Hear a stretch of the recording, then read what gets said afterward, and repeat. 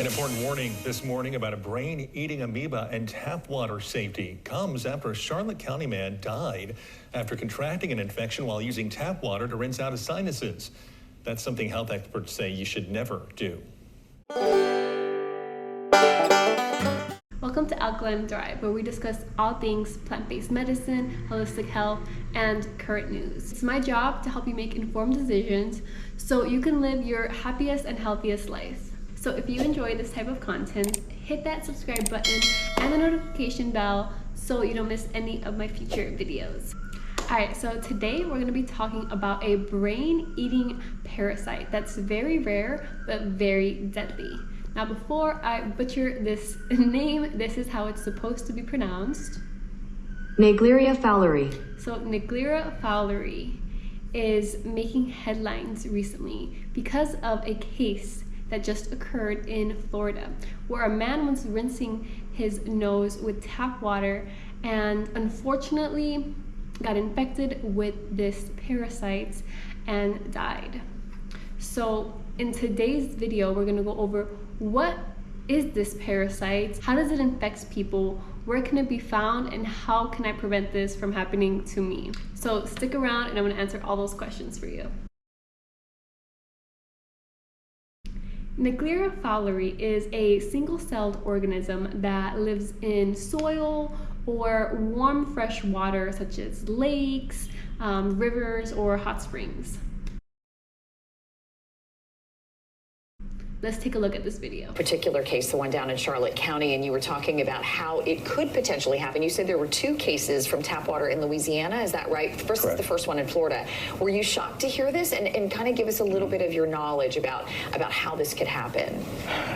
So if you have a private well, your water's not chlorinated. Chlorine is the only thing known to kill it in the environment.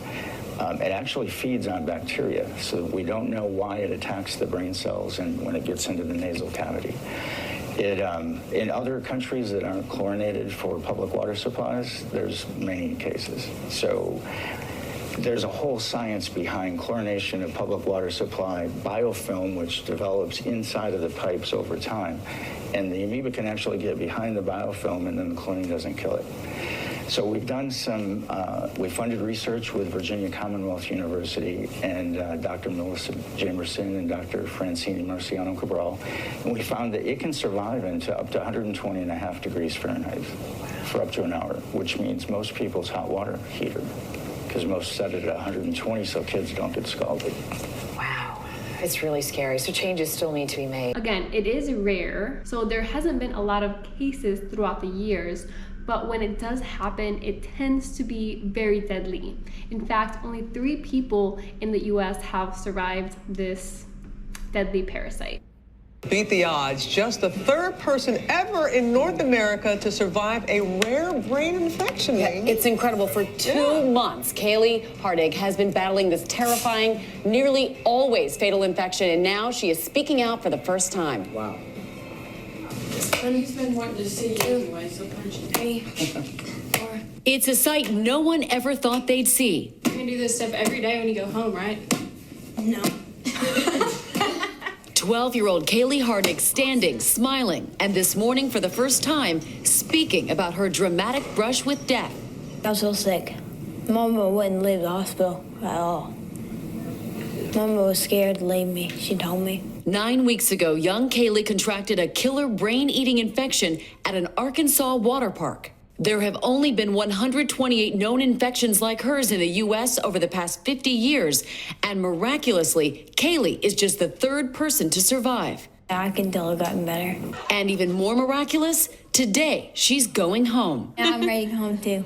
And as we head into these warmer months of June, July, August, it's really important to be aware of this amoeba and how to prevent infection. Experts say you can only contract the amoeba when water contaminated if it enters your body through your nose. It is also important to note cases like this are extremely rare. So if you are going into rivers, lakes, or bodies of water that are warm, I definitely recommend wearing a nose clip, nose plugs, especially if you plan on going diving or putting your head underwater. So we swam on a Tuesday. We came home Friday evening. He still didn't feel good Friday night. And when he went to bed Saturday night, he started vomiting shortly after going to bed, and he was up all night. So Shelly and I switched off on it, and we said if he wasn't better by morning, we were taking him to the emergency room, and we did. And by Saturday night, he complained of a stiff neck, which is a sign of meningitis. So they asked us if we would give permission to do a lumbar puncture, and we gave it to him. And that first sample, they didn't see anything, so they started treating him for viral meningitis. They were testing for bacterial meningitis, but that takes 72 hours to show up. And he got worse, and he had hallucinations on Monday night, and then he didn't know us. He had a seizure, and he never woke up after that. You should also avoid using tap water to rinse your nose at all costs. Definitely only do distilled water. That method of purification is the only one that's known to fully eliminate all parasites, bacteria, viruses, heavy metals, all those things that we don't want in our body. It's also really important if you have a pool or you're going into a pool to make sure that it's adequately maintained, because this single-celled organism, parasite, can thrive and grow in pools as well if there's not enough chlorine. Now again, while Naegleria Fowleri is rare, it can be fatal. By following these simple precautions of wearing nose clips, nose plugs when you're going into warm bodies of water, so just making sure that you're not rinsing your nose or anything like that with tap water, you can reduce your risk of infection and keep yourself and your loved ones safe. But doctors say it was the speed with which her mother brought her to the hospital after being infected that made all the difference. Today, that quick-thinking mother says she couldn't be more relieved. Can you remember what you said? What? The first time you spoke to me? Mama?